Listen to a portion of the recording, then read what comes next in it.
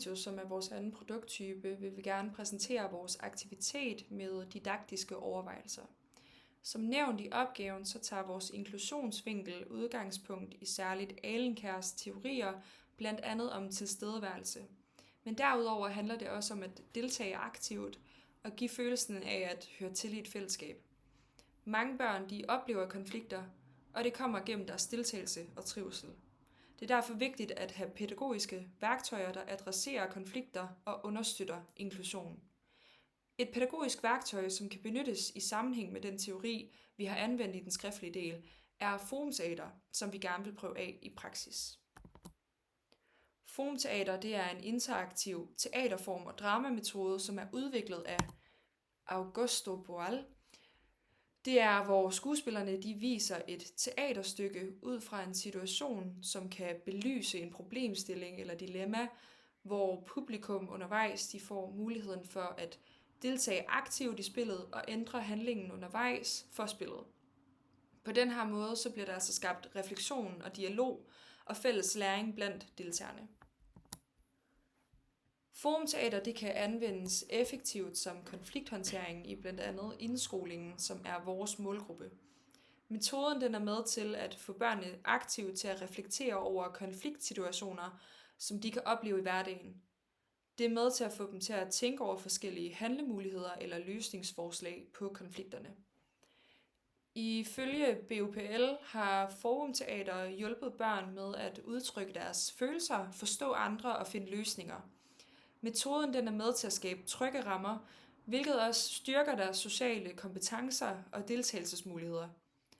Ved at integrere forumteater i arbejdet med konflikthåndtering, så kan både lærere og pædagoger inkludere læringsmiljøer, som gør, at alle børn de føler sig set og hørt. Som skrevet i den skriftlige del af opgaven, så har vi på forhånd opstillet 3 cases eller scenarier, som vi gerne vil afprøve i forumteateret. Scene 1 har vi kaldt "Du må ikke være med", og konflikten den går ud på, at et barn gerne vil være med i en leg, men de andre de siger nej, fordi de siger, at det kun er for piger eller drenge. Scene 2 hedder "Vi leger ikke det, du vil".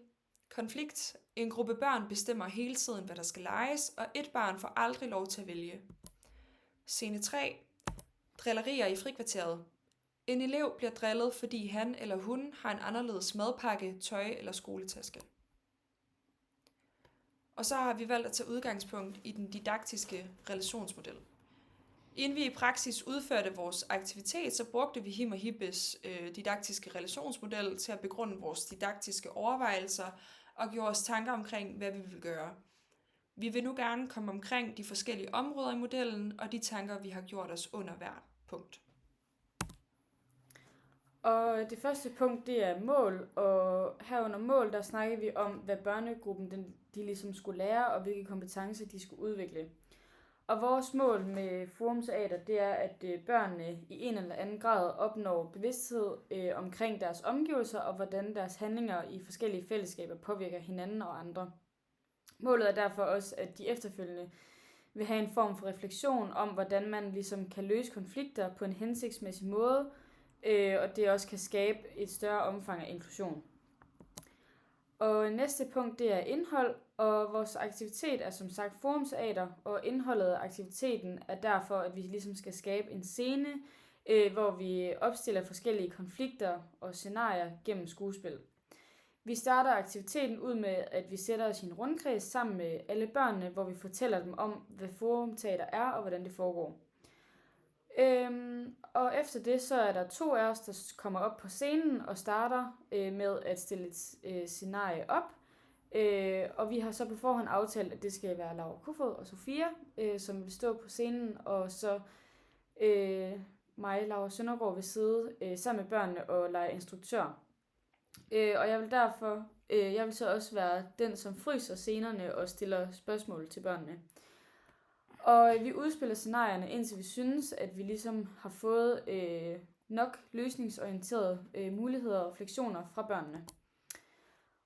Og næste punkt, det er rammefaktorer, og de fysiske rammer i vores aktivitet er børnehaveklassens eget klasselokale. Og der har vi aftalt at komme ud i klassen fra morgenen af, hvor vi så vil være der fra kl. 8 til 10 minutter i 9 i det samme rum. Og for at forstå vores valgte skoles principper at kende, så har vi lavet en samtale med klassepædagogen før aktivitetens start, for lige at forventningsafstemme, hvilke muligheder og muligvis begrænsninger vi har for ligesom at afprøve aktiviteten i lige præcis den klasse her og sammen med børnene.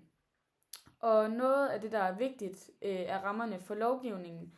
Og her har vi så været inde og kigge på formålsparagrafen, som siger, folkeskolen skal i samarbejde med forældre give elevernes kundskaber og færdigheder, der forbereder dem til en videreuddannelse og giver dem lyst til at lære mere, gør dem fortrolige med dansk kultur og historie, giver dem forståelse for andre lande og kulturer, bidrager til deres forståelse for menneskets samspil med naturen og fremmer den enkelte elevs alsidige udvikling. Og lovgivningen den giver udtryk for, at skolens rammer skal være med til at støtte børnenes forståelse for det menneskelige samspil og den enkelte elevs udvikling. Og det er altså ikke kun kulturel dannelse, men også social dannelse, som er vigtig. Og derfor tænker vi, at forumsoriater det også kan være et godt redskab til ligesom at opnå en form for social læring. Ja, så har vi snakket lidt om læringsforudsætninger. Målgruppen for aktiviteten det er en børnehaveklasse, hvor de gennemsnitligt er 6-7 år. Vi kender ikke målgruppen og dermed heller ikke deres forudsætninger på forhånd. Bortset fra, at vi i den indledende kontakt med skolen fik et indtryk af, at det er en social og en aktiv klasse, som med stor sandsynlighed gerne vil deltage i sådan en her aktivitet. Så vi tager derfor udgangspunkt i den generelle målgruppe 6-7-årige og deres læringsforudsætninger. Vi tager stadig hensyn til, at der normalvis er forskellige læringskompetencer i en klasse. Derfor har vi været inde og søge på nogle af de kompetencer, som børnene i børnehaveklassen skal opnå. Her skriver Børne- og Undervisningsministeriet på deres online-portal for børnehaveklasser i stykke 3. Eleverne skal i børnehaveklassen udvikle lyst og engagement til og motivation for at beskæftige sig med skolens indhold, sociale fællesskab og særlige arbejdsformer, og herved bidrage til grundlaget for elevernes videre skolegang. Læreprocessen. For at motivere børnene gennem læreprocessen og forhåbentlig sikre, at børnene er engagerede, så vil vi selv være aktivt deltagende i den her aktivitet. Derfor har vi valgt, at 2 ud af 3 af os står på scenen og hjælper, hvor der er behov. Vores narrative roller sker i samarbejde med børnene. De skal altså selv tage stilling til og stille spørgsmål omkring handlingerne på scenen og meningen bag dem. Og her er det så Laura S., som agerer den styrende rolle, som hjælper os med at dekonstruere skuespillet i små bidder og så bygge den op igen i fællesskab. Så derfor så indtager vi alle 3 en narrativ rolle på den måde, at vi tager udgangspunkt i handlings- og meningslandskabet. På den måde inddrages børnene i aktiviteten i samarbejde sammen med os, og det tænker vi er med til at støtte børnene i at ture selv at deltage aktivt. Så alt i alt så handler det narrative perspektiv om at nuancere fortællingen og hjælpe børnene til at finde egne svar og handlemuligheder. Og vurderingen af vores aktivitet, den vil vi komme nærmere ind på til den mundtlige præsentation.